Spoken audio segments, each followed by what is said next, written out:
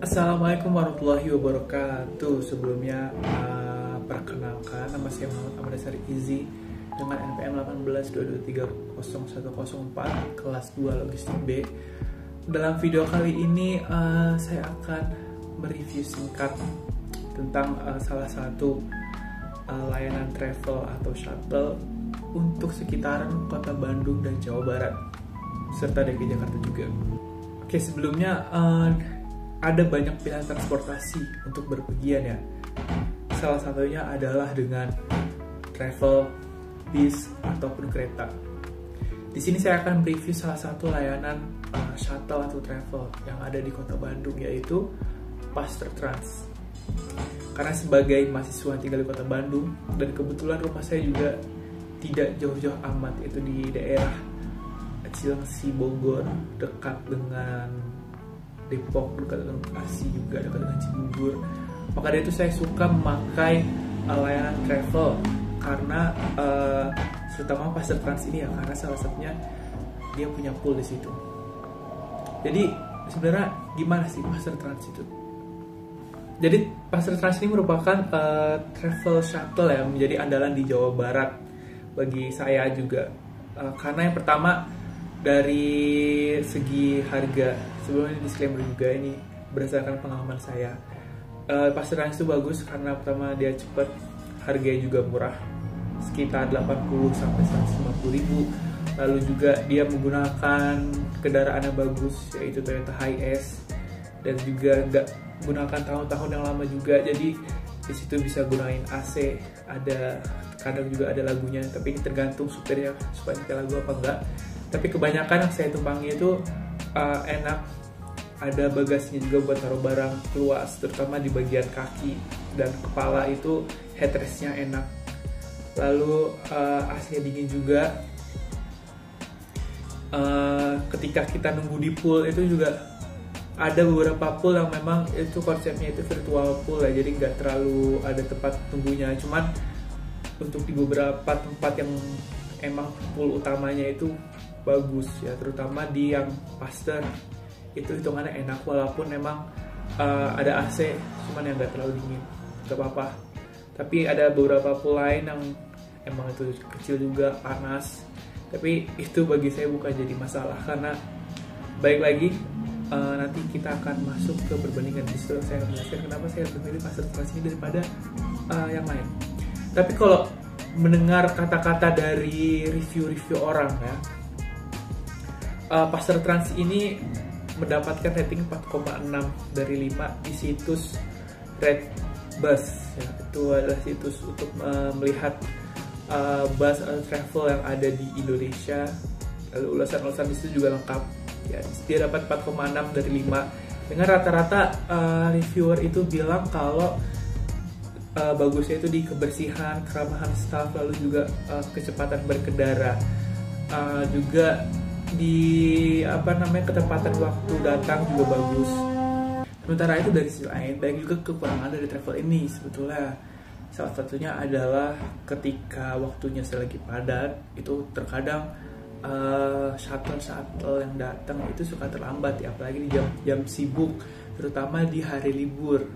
Karena macet biasanya suka terlambat. Lalu juga kadang ada juga beberapa rute yang memang dia itu harus ada transit dulu di pool lain. Nah di sini biasanya suka ada keterlambatan juga, entah itu menunggu driver atau yang lain. Tapi itu merupakan beberapa review ya dari yang ada di Redbus atau di Google. Kalau di Google rating dia itu 4,1 ya.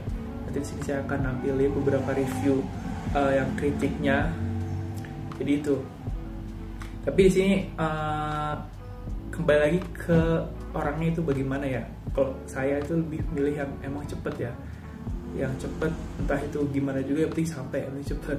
Karena selama saya pakai travel ini waktu tempuhnya itu ya emang cepet. Karena mungkin bagi orang lain ya cara berkendara dari Pasteur Trans ini tuh tidak sesuai, karena ya memang drivernya itu suka istilahnya kebut-kebutan gitu ya. Ada mungkin beberapa orang menganggapnya berbahaya, walaupun itu memang berbahaya, zigzag kanan kiri.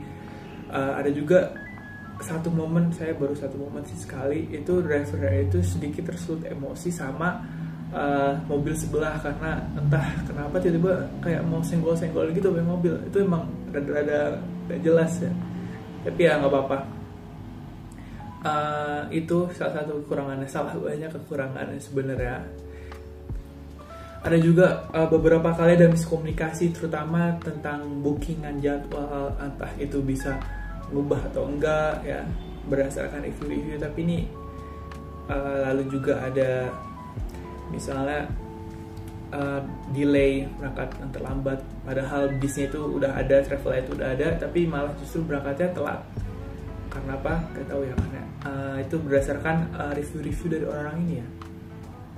Lalu selanjutnya, bagaimana sih penempatan Pasar Trans ini dibanding dengan salah satu layanan travel, layanan shuttle yang memang sudah ada lebih lama, yang sudah memang dia itu layanan yang emang lebih istilahnya salah satu pionirnya lah adanya travel ini, yaitu dengan City Trans. City Trans ini sendiri merupakan yaitu ya sebuah nama besar di dunia transportasi di Indonesia, karena ya memang udah dari lama ya berkecimpung di sini. Lalu kalau dibandingin dengan Pasar Trans itu gimana?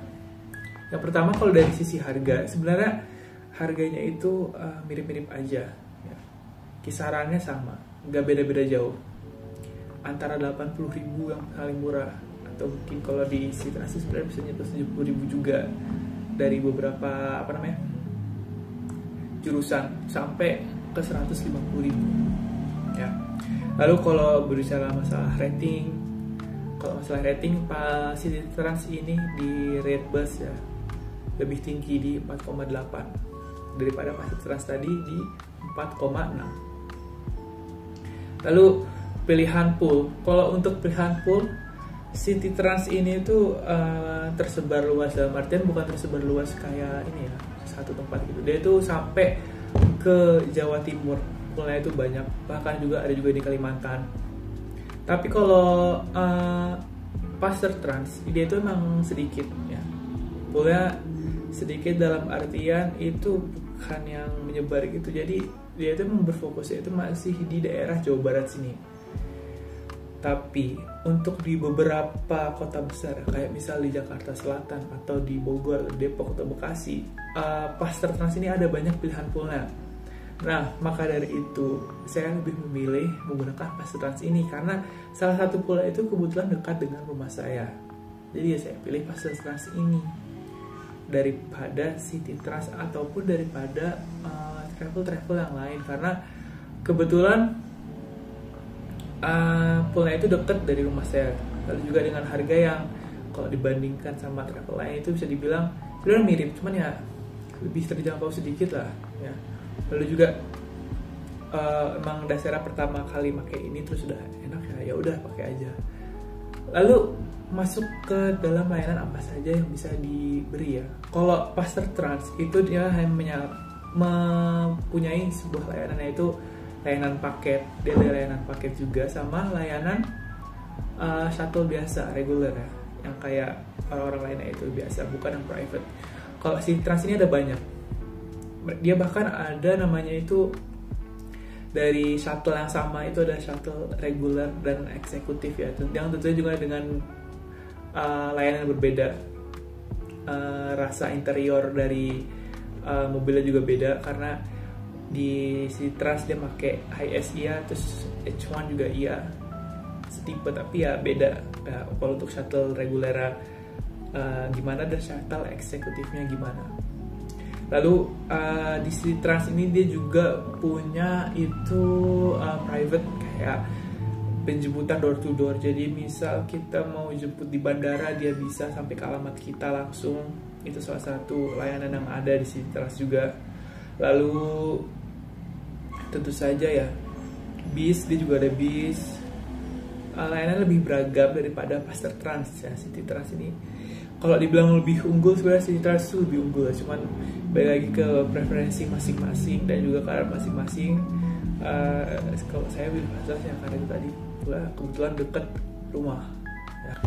Lalu juga dari masalah profesionalitas tentu saja City Trans lebih unggul, mereka lebih ada apa istilahnya, SOP-nya lebih bagus lah, terutama dari cara booking check-in-nya juga lebih bagus karena saya pernah pakai itu 2 kali.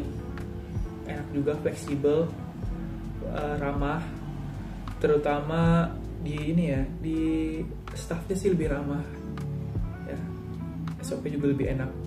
Kalau Pasar Trans tuh baru kali-kali ini mereka ngadain kayak absen dulu, absen sebelum keberangkatan, akhir-akhir ini baru ada. Kalau si Trans itu udah dari lama ya, udah ada namanya absen keberangkatan. Terus juga mengingatkan safety juga, diingatkan harus pakai seatbelt dan lain sebagainya.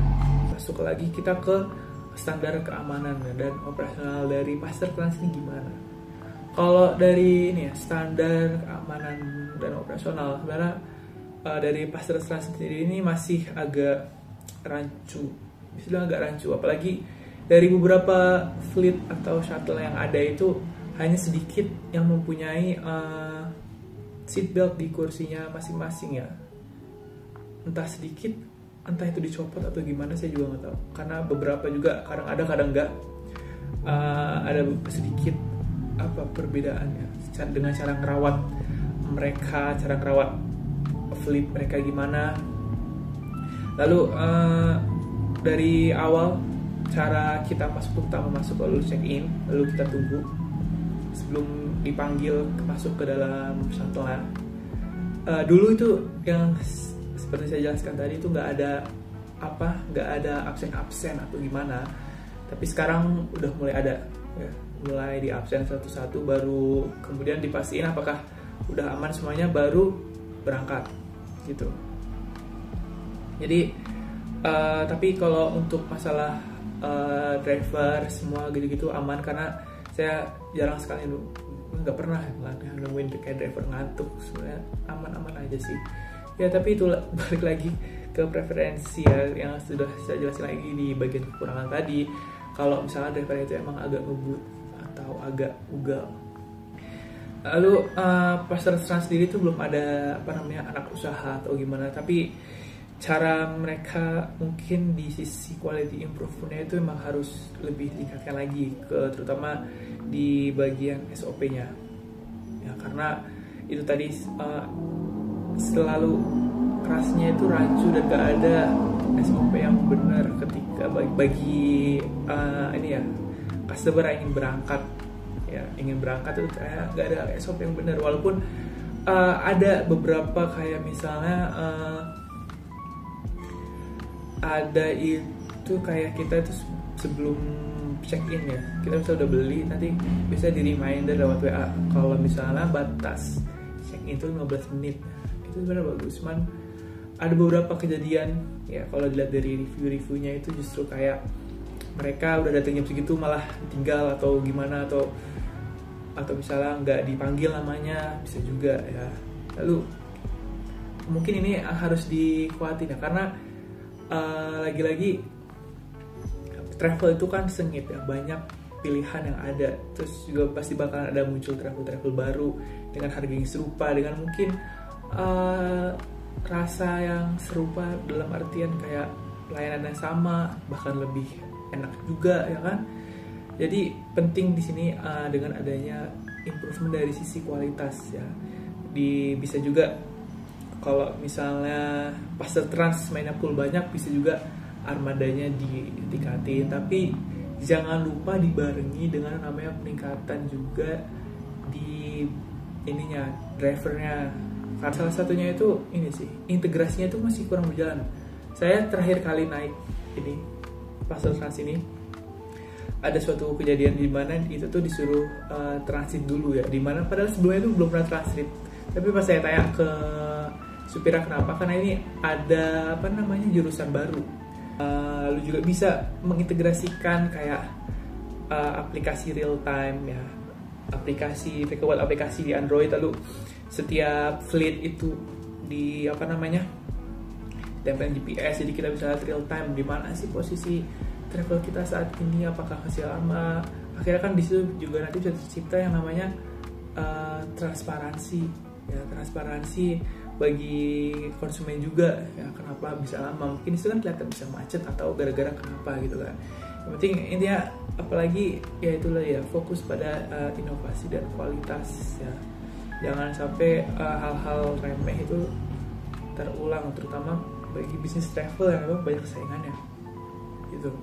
Oke, selanjutnya jadi kesimpulannya yang dapat diambil adalah Pasar Trans ini bagus ya untuk ukuran travel yang masih gak terlalu gede, cuman mereka mencoba untuk lebih,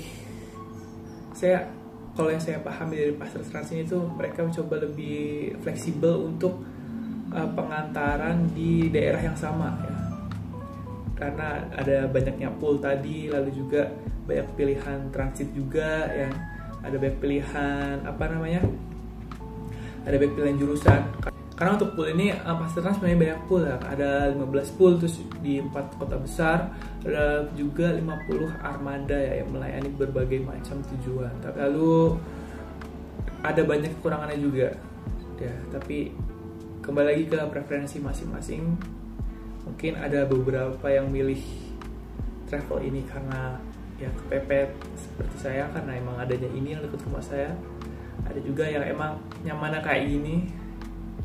Tapi itu baik lagi ya, kalau dari kekurangan kelebihan ya masing-masing ada kekurangan kelebihannya. Tadi si Trans juga ada kekurangannya di mana ya kan, walaupun emang si Trans ini ibaratkan ya yang paling tingginya dari kasta-kasta pertravelan ini. Jadi sekian dari saya, semoga video review ini bermanfaat bagi siapapun yang menontonnya. Wassalamualaikum warahmatullahi wabarakatuh.